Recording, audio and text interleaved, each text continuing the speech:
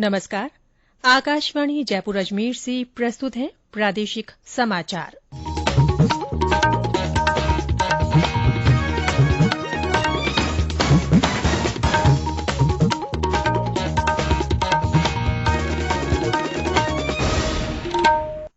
मुख्य समाचार। प्रधानमंत्री नरेन्द्र मोदी ने अंतर्राष्ट्रीय समुदाय से संकट के समय एक दूसरे की मदद के लिए संस्थागत दृष्टिकोण अपनाने का आह्वान किया। समाजवादी पार्टी के संस्थापक और उत्तर प्रदेश के पूर्व मुख्यमंत्री मुलायम सिंह यादव का उनके पैतृक गांव सैफई में अंतिम संस्कार किया गया। आज अंतर्राष्ट्रीय बालिका दिवस है। केंद्रीय मंत्री स्मृति ईरानी ने कहा, अगले महीने से राज्यों के बाल आश्रय गृहों में कौशल विकास प्रशिक्षण शुरू होंगे। पूर्व मुख्यमंत्री वसुंधरा राजे ने बारिश से फसलों में नुकसान पर चिंता व्यक्त की। प्रभावित क्षेत्रों का हवाई सर्वेक्षण किया। और प्रदेश में आज सुबह कई स्थानों पर सीजन का पहला हल्का कोहरा छाया। सुबह और शाम गुलाबी ठंड की दस्तक।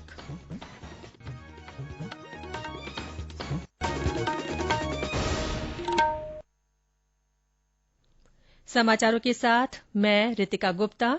और अब समाचार विस्तार से। प्रधानमंत्री नरेन्द्र मोदी ने आज अंतर्राष्ट्रीय समुदाय से संकट के समय एक दूसरे की मदद के लिए संस्थागत दृष्टिकोण अपनाने का आह्वान किया।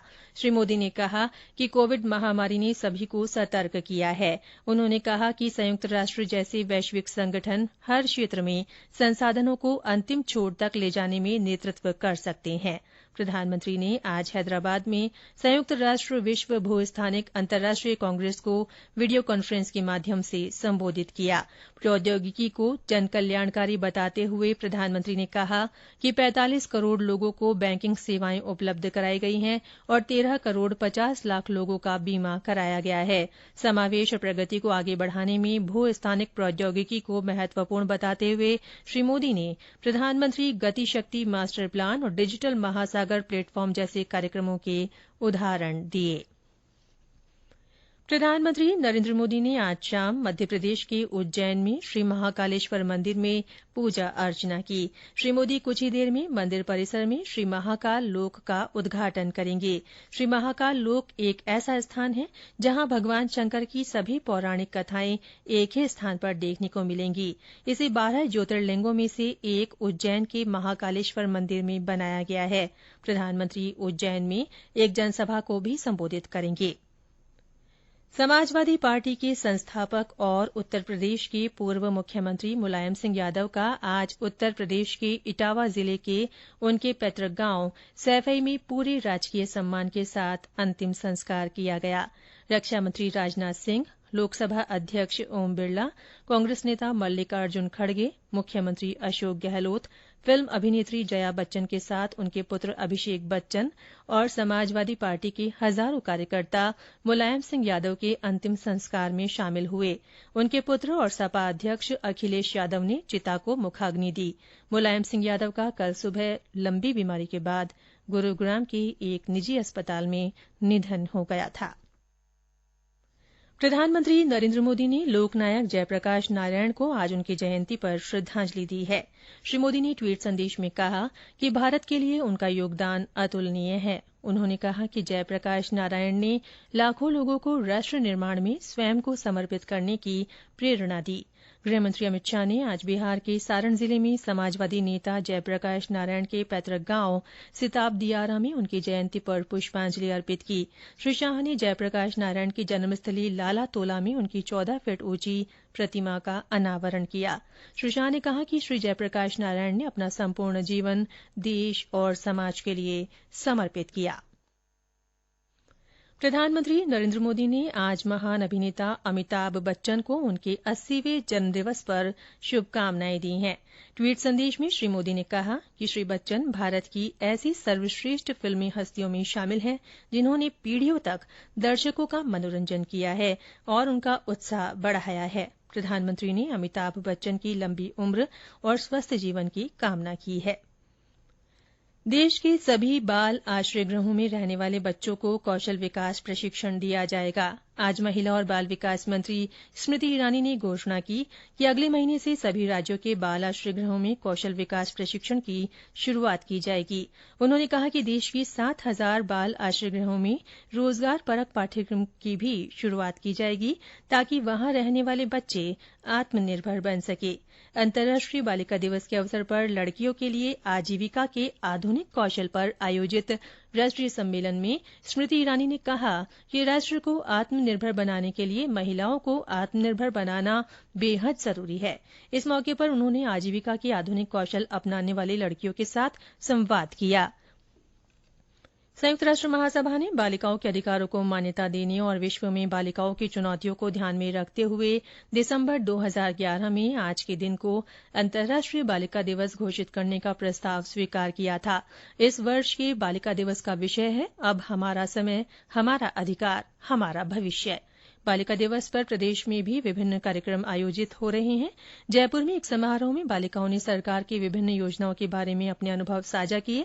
कार्यक्रम को संबोधित करते हुए महिला और बाल विकास विभाग के सचिव दिनेश यादव ने कहा कि बालिकाओं को उनके अधिकारों के बारे में जागरूक करने में परिवार के साथ समाज की महत्वपूर्ण भूमिका है। कार्यक्रम के बाद मीडिया से बातचीत में श्री यादव ने कहा कि बालक और बालिकाओं के बीच के भेदभाव को सभी क्षेत्र में खत्म किया जाना बेहद जरूरी है। बालक और बालिकाओं के मध्य जो किसी भी रूप में भेदभाव विद्यमान है वो दूर किया जाए और उसी दृष्टि से राजस्थान सरकार के द्वारा ये योजनाएं सुचारू रूप से चल रही हैं। सभी से यही अनुरोध करता हूं कि विभाग की सभी योजनाओं की जानकारी विभाग की वेबसाइट पर और उन जानकारियों को प्राप्त करके अधिक से अधिक इनका लाभ उठाएं। अंतर्राष्ट्रीय बालिका दिवस पर दौसा में समग्र शिक्षा अभियान की ओर से आयोजित कार्यक्रम में विभिन्न क्षेत्रों में अव्वल रहने वाली बालिकाओं का सम्मान किया गया। सवाईमाधोपुर में किशोरी मेले का आयोजन हुआ। अलवर में महिला अधिकारिता विभाग की ओर से बालिकाओं और महिलाओं से संबंधित कानूनों पर एक दिवसीय कार्यशाला आयोजित हुई। बाड़मेर में आयोजित समारोह में बालिकाओं से संबंधित विभिन्न सरकारी योजनाओं की जानकारी दी गई। बीकानेर में विभिन्न कार्यक्रमों में 60,000 बेटियों को सहजन के पौधे वितरित किए गए। ये समाचार आकाशवाणी जयपुर अजमेर से प्रसारित किए जा रहे हैं। आयुष्मान भारत देश के किसी भी हिस्से के मरीज को देश के किसी भी कोने में लाभ सुनिश्चित करती है और जो पहले असंभव चला चला से हट का भैया लाचार नहीं बहना और भैया हर कोने में पहुंच रहा है सेहत का वरदान।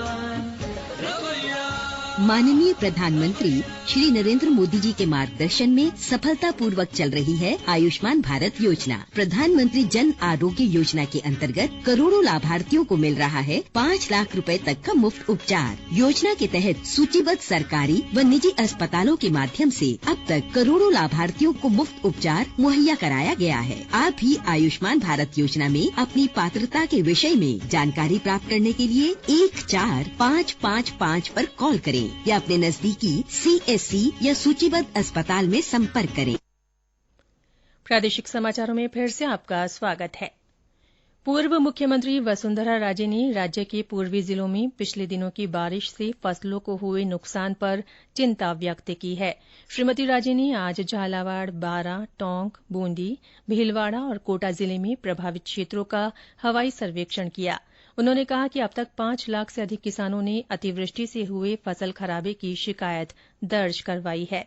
इसके अलावा प्रदेश में लाखों किसान ऐसे हैं जिनको शिकायत करने की प्रक्रिया ही मालूम नहीं है। उन्होंने कहा कि सरकार बीमा प्रक्रिया सरल करे।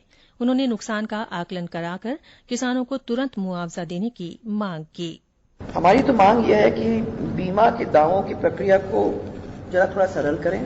राज्य सरकार किसानों की शिरकत को 72 घंटे के अंदर समय सीमा में न बांधे। मैं समझ में आ रहा है कि आप जल्दी कराने की कोशिश बता रहे हो कि हम चाह रहे हैं कि 72 घंटे के अंदर हम लोगों की मदद करें, परंतु अगर आप इसको आसान कर देते हो और थोड़ा सा आप टाइम को स्ट्रेच कर देते हो तो हो सकता है कि जितने लोगों को नुकसान हुआ है वो कहीं ना कहीं अपनी कंप्लेंट को दर्ज कर पाए। पिछले अगस्त माह में पहले एक मुआवजे का मिलना था तो वो तो अभी तक मिला नहीं है और जो गत वर्ष जो खराबा हुआ था उसका भी मुआवजा अभी तक नहीं मिला है। तो ये दो तो पेंडिंग अपने और सोयाबीन का फसल जो बीमा का क्लेम था अभी तक वो भी बाकी है, दैट इज 3। और उसके बाद ये जो आज का अपने को देखने को मिल रहा है सरकार भी अपनी तरफ से रूठी पड़ी है, समझो ध्यान दे ही नहीं रही। पूर्व उप मुख्यमंत्री सचिन पायलट ने आज टोंक जिले में फसल खराबे को लेकर ग्रामीण इलाकों का दौरा किया। उन्होंने अनेक गांवों में किसानों से मिलकर उनकी समस्याएं सुनी। पिछले दिनों हुई बेमौसम बारिश से फसलों को नुकसान पहुंचा है। करीरिया गांव के किसानों ने खाद की कालाबाजारी को लेकर श्री पायलट से शिकायत की। भारतीय जनता पार्टी के प्रदेश मुख्यालय पर आज प्रदेश पदाधिकारियों की बैठक हुई। इसमें राज्य के राजनीतिक घटनाक्रमों सहित विभिन्न मुद्दों पर चर्चा हुई। बैठक में प्रदेश प्रभारी अरूण सिंह, प्रदेश अध्यक्ष डॉ सतीश पूनिया, प्रदेश संगठन महामंत्री चंद्रशेखर, सह प्रभारी विजया रहाटकर सहित सभी प्रदेश पदाधिकारी उपस्थित रहे। बैठक में आगामी दिनों में होने वाले केंद्रीय नेताओं के दौरों को लेकर भी विस्तार से चर्चा हुई। इससे पहले जयपुर पहुंचने पर मीडिया से बातचीत में भाजपा के प्रदेश प्रभारी ने राज्य की कांग्रेस सरकार को हर मोर्चे पर विफल बताया। उन्होंने कहा कि राज्य सरकार के खिलाफ पूरे प्रदेश में बड़ा आंदोलन किया जाएगा। श्री सिंह ने कहा कि जब सरकार के विधायक और मंत्री इस्तीफे दे चुके तो उन्हें नैतिक रूप से पद पर बने रहने का हक नहीं है। न्यायाधीश पंकज मित्तल राजस्थान उच्च न्यायालय के अगले मुख्य न्यायाधीश होंगे। केंद्रीय कानून और न्याय मंत्री किरेन रिजिजू ने आज ट्वीट कर बताया कि संवैधानिक प्रावधानों का पालन करते हुए न्यायाधीश पंकज मित्तल का तबादला राजस्थान उच्च न्यायालय के मुख्य न्यायाधीश के रूप में किया गया है। श्री मित्तल का जम्मू और कश्मीर उच्च न्यायालय से राजस्थान उच्च न्यायालय में तबादला किया गया है। आकाशवाणी समाचार जयपुर की ओर से बुलेटिन में चलाई जा रही जागरूकता श्रृंखला में आज केंद्र सरकार की महत्वपूर्ण योजना प्रधानमंत्री स्वामित्व योजना के बारे में जानकारी दी जा रही है। केंद्र सरकार की यह महत्वपूर्ण योजना वर्ष 2021 में राष्ट्रीय पंचायती राज दिवस के अवसर पर प्रधानमंत्री नरेंद्र मोदी ने शुरू की थी। योजना ग्रामीण आबादी क्षेत्रों में संपत्ति के स्पष्ट स्वामित्व की दिशा में एक सुधारात्मक कदम है। योजना के तहत ड्रोन तकनीक का उपयोग करके भूमि का मानचित्रण कर कानूनी स्वामित्व कार्ड जारी किया जाता है। दौसा जिले में प्रधानमंत्री स्वामित्व योजना के तहत ड्रोन सर्वे का काम पूरा हो चुका है।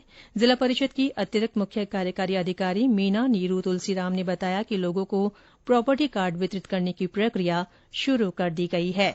हमने इसमें 994 गांवों का दौसा जिले में पूरा 100% ड्रोन सर्वे करवा दिया गया है। राजस्थान में दौसा पहला जिला है जिसने 100% ड्रोन सर्वे किया है। साथ ही अब जो इसमें सरकार की जो केंद्र सरकार की मूल मंशा है वो 100% इन लोगों को प्रॉपर्टी आबादी क्षेत्र के में रह रहे लोगों को प्रॉपर्टी कार्ड डिस्ट्रीब्यूट करने की है, जिससे उनका स्वामित्व क्लियर हो सके कि ये हमारा एरिया है। प्रॉपर्टी कार्ड के लिए अभी हमने 99 विलेजेस हैं जिनका हमने सेकेंड लेवल तक का पूरा वेरिफिकेशन कंप्लीट कर चुके हैं, 100% वर्क कर चुके हैं। अब उनका प्रॉपर्टी कार्ड हम आगामी वीक में विस्तृत करेंगे। प्रदेश में आज सुबह उत्तर पश्चिमी क्षेत्रों में कोहरा छाया रहा। बीकानेर, सीकर और चूरू में घनी धुंध के कारण बीकानेर जयपुर राजमार्ग पर लोगों ने गाड़ियों को सड़क किनारे खड़ा कर कुछ देर कोहरे के छटने का इंतजार किया। झुंझुनू, भीलवाड़ा, टोंक और अन्य जिलों में भी कई स्थानों पर कोहरा छाया रहा।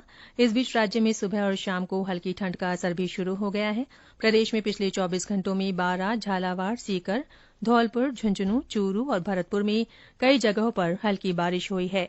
कई जिलों में दिन का तापमान सामान्य से 10 डिग्री सेल्सियस तक नीचे चला गया है। केंद्रीय जल शक्ति मंत्री गजेंद्र सिंह शेखावत ने आज झुंझुनू के दीनवा गांव में वीरगति को प्राप्त हुए राहुल जांगिड़ की प्रतिमा का अनावरण किया। इस मौके पर सांसद नरेंद्र कुमार सहित अन्य जनप्रतिनिधि मौजूद रहे। चित्तौड़गढ़ में मीरा स्मृति संस्थान की ओर से आयोजित 2 दिवसीय मीरा महोत्सव कल रात संपन्न हुआ। केंद्रीय संस्कृति राज्य मंत्री अर्जुन राम मेघवाल समापन समारोह में शामिल हुए। उन्होंने चित्तौड़गढ़ में मीरा म्यूजियम की स्थापना के लिए 5 करोड़ रुपए देने की घोषणा की। और अंत में मुख्य समाचार एक बार फिर। प्रधानमंत्री नरेंद्र मोदी ने अंतर्राष्ट्रीय समुदाय से संकट के समय एक दूसरे की मदद के लिए संस्थागत दृष्टिकोण अपनाने का आह्वान किया है। समाजवादी पार्टी के संस्थापक और उत्तर प्रदेश के पूर्व मुख्यमंत्री मुलायम सिंह यादव का उनके पैतृक गांव सैफई में अंतिम संस्कार किया गया। आज अंतर्राष्ट्रीय बालिका दिवस है। केंद्रीय मंत्री स्मृति ईरानी ने कहा है कि अगले महीने से राज्यों के बाल आश्रय गृहों में कौशल विकास प्रशिक्षण शुरू होंगे। पूर्व मुख्यमंत्री वसुंधरा राजे ने बारिश से फसलों में नुकसान पर चिंता व्यक्त की है। उन्होंने प्रभावित क्षेत्रों का हवाई सर्वेक्षण किया। और प्रदेश में आज सुबह कई स्थानों पर सीजन का पहला हल्का कोहरा छाया रहा। सुबह और शाम गुलाबी ठंड ने दस्तक दे दी है। इसी के साथ प्रादेशिक समाचार बुलेटिन समाप्त हुआ। नमस्कार।